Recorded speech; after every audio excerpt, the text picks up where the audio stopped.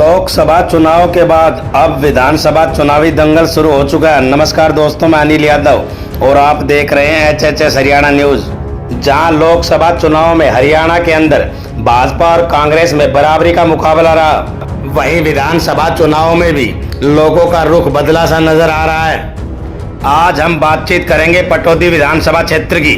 पटौदी विधानसभा क्षेत्र से पूर्व विधायक भूपेंद्र चौधरी की बेटी परल चौधरी का यह दावा है कि पटौदी हरियाणा की पहली सीएम सिटी होने के बावजूद भी सीएम सिटी की तर्ज पर पटौदी में कोई विकास कार्य नहीं हुआ।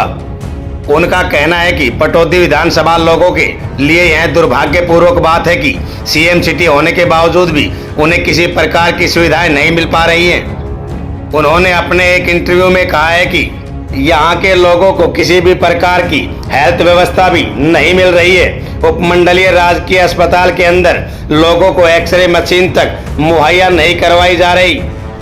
उनका यह भी कहना है कि पटौदी की जनता PPP ID, आधार कार्ड आदि को लेकर भी काफी परेशान है। यहाँ के राजकीय विद्यालयों में शिक्षा का स्तर बिल्कुल शून्य हो चुका है। उन्होंने भाजपा सरकार की नीतियों का विरोध करते हुए कहा कि पोर्टल पर आम जनता परेशान है। इस पोर्टल वाली सरकार से आम जनता को किसी प्रकार की कोई सुविधा नहीं मिली। आम आदमी दफ्तरों के चक्कर काटते काटते परेशान हो रहे हैं। उन्होंने यह भी कहा कि मिलेनियम सिटी गुरुग्राम का हिस्सा होने के बावजूद भी पटौदी बहुत ही पिछड़ा हुआ क्षेत्र है। परल चौधरी ने यह भी कहा कि हमारी सरकार आम जनता को, किसानों को, जवानों को हर प्रकार का सम्मान देगी। उन्होंने अग्निवीर की योजना पर भी सरकार के लिए प्रश्न चिन्ह लगाते हुए कहा, क्या अग्निवीर की योजना देश के जवानों के लिए ठीक है? क्या होगा जवानों का भविष्य 4 साल के बाद?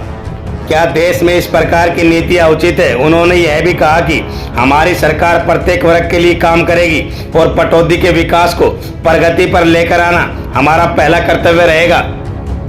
उन्होंने अपने पिता पूर्व विधायक भूपेंद्र चौधरी के विषय में कहा कि विधायक जी हमेशा शिक्षा पर जोर देते थे और हमें पटौदी में सबसे पहला कार्य यही करना है कि शिक्षा प्रणाली को ऊंचाइयों पर ले जाया जाए, ताकि अच्छी शिक्षा प्राप्त करने के बाद युवा अपने देश के विकास में भागीदारी दे सके। उन्होंने यह भी कहा कि महिलाओं के सम्मान के लिए 8500 रुपये प्रति माह कांग्रेस सरकार देगी। आइए आपकी बातचीत करवाते हैं परल चौधरी से। अभी जो लोकसभा चुनाव के अंदर नज़र आया कि लोगों ने एक बगावत सी कर दी है सरकार के खिलाफ, 50-50 का मुकाबला कर दिया हरियाणा के अंदर। तो अभी विधानसभा में किस प्रकार की तैयारी आपकी रहेगी पटौदी से? शिक्षा है जो मेरा प्राथमिक मुद्दा रहेगा। किस तरह बाबा साहब कहते थे कि शिक्षा वो ऐसी क्षेत्र का देन है कि जिसको जितना मिलेगा वो उतना दहाड़ेगा। तो मैं ये चाहती हूँ कि यहाँ के बच्चों को मैं उनको जिससे वो अपना जो है कि वो उड़े और अपनी उड़ान से जो भी करना चाहते हैं करें, और वो बच्चे ही आगे बढ़ के IAS बनेंगे, IPS बनेंगे, इंजीनियर बनेंगे और समाज में उनका एक जो दायित्व है उसको पूरा करें।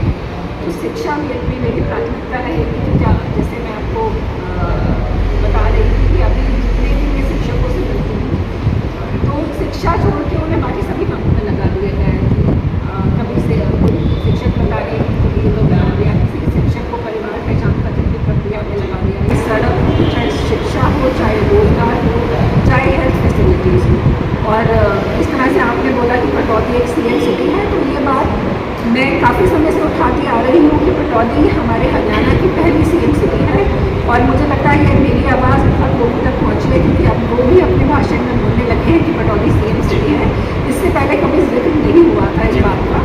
तो मेरे को भी बहुत गर्व महसूस होता है। मैं चाहती हूँ हमारे आने वाली पीढ़ियों को भी ये गर्व महसूस हो कि पटौदी हरियाणा की पहली CM सिटी रहा है। सुनना पड़ेगा जनता जनार्दन है कि कोई ऐसा नेता चाहिए जो उनके मुद्दे रख सके आगे, जो ज़मीन से जुड़ा हो, जो इनकी जो बातें हैं वो बड़ी बड़ी पंचायत तक पहुँचा सके और जो किसी के दबाव में आके काम नहीं करता हो। और आप अगर ऐसे नेता हैं जो जनता के साथ जुड़े